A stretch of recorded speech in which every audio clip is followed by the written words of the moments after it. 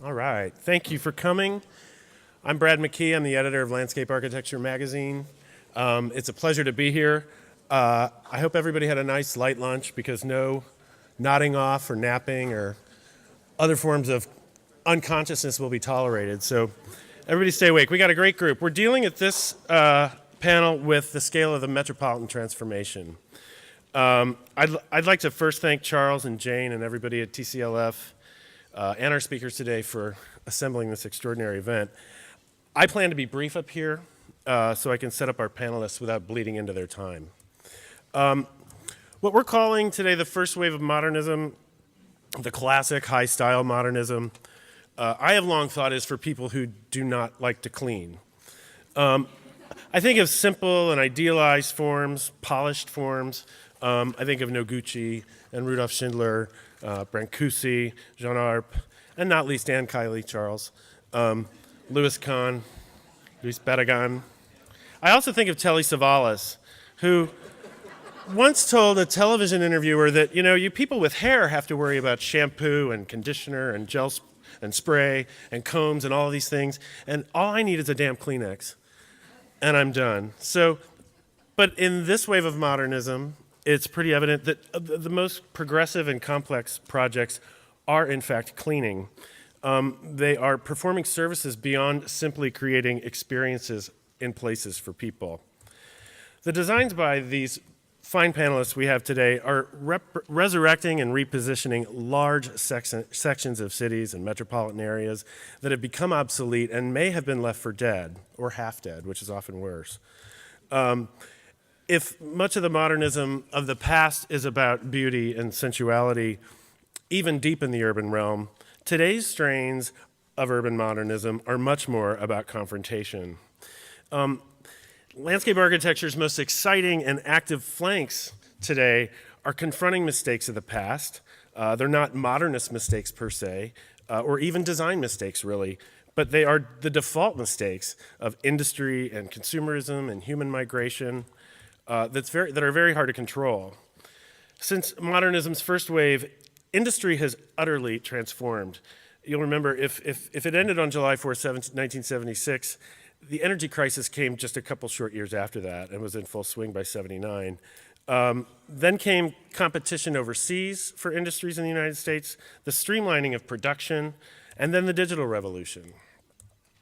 So the large-scale decline of light manufacturing has probably changed our cities more than anything, along with the freeways. In New York City, the decline along these waterfronts correlated directly with a huge spike in violent crime in the 1960s, and that prompted a mass movement out of the city by companies and workers who fled literally for greener fields.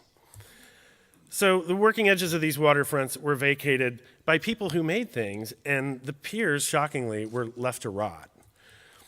This is the industrial legacy that we and our designers are left to confront. And it's being confronted beautifully in the waterfront parks here in New York City and this major city plan, Plan NYC. I just saw a rather remarkable park that's been built in front of the Bethlehem Steelworks in Pennsylvania. The Port of Los Angeles has a gigantic new park just beside it on what had to be a terribly degraded site. And this subject for me, if I can go all panelist on you for a second, has personal resonance because in my own household growing up, I saw the effects of old school industry and its shifts. My father was a chemist who worked for National Steel in Granite City, Illinois, and it was a great job for 40 years, and he retired when he should have at about the age of 63. But when he was working, we were always getting new cars because the old ones he drove to work all died of skin cancer, long before the engines ever would have given out, having been dusted with all these terrible things that were coming out of the stacks every day. And then there was my mother, who died at age 70 of what were the effects of massive childhood lead poisoning. She grew up in what is known as the old lead belt of Missouri, breathing the dust from the chat piles, the tailings of the lead that the lead companies were leaving behind, and piling carelessly 100 feet into the air all around the town of Flat River. She died of what was called idiopathic peripheral neuropathy after a long string of vague and poorly explained illnesses that could all be attributed to lead toxicity. Her town, Flat River, has now been disincorporated and is a Superfund site.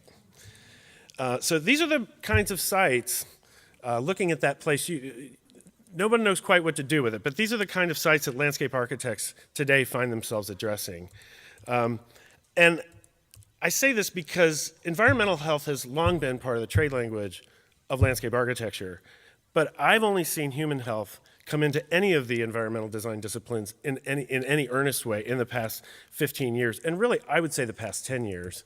The most challenging work today in land use is concerned with protecting populations from direct kinds of poisoning, but also lowering the exposures and risks that come from more insidious ailments such as overweight and asthma, cardio disease, depression, anxiety, substance abuse, and even suicide. All these things can be attributed to factors in our environment. So today, landscape architects are dealing with a legacy of disuse. They're dealing with the dislocation of industries, of workers, and of capital. So in this riveting period of time, the scales of intervention are growing wildly. The layers are multiplying like crazy. And the prerogatives of the public are geometrically greater because people are more skeptical now about what they will invite to reside near them. They have seen the real harm that great ideas can cause, and they've seen the real benefits that informed critical ideas, good ideas, can produce. So the work you're about to see, I think, embodies all these competing imperatives, but it still has to focus on creating places for people, creating the beauty of experience and movement and an ineffable sense of well-being wherever you are. And if there's any prediction that I would like to make about the third and fourth waves, it's that the transcendent solutions taking place in the second wave, ecologically and socially and culturally, will by then have become ingrained in the design vocabulary as a matter of course. These will no longer be discoveries. They will be answers that have been created. And there will be fewer gross instances of the kinds of industrial misdirection that we have to reckon with today. So with that, I'd like to introduce our panel. We have Julie Bardman, who is the founder of Dirt Studio.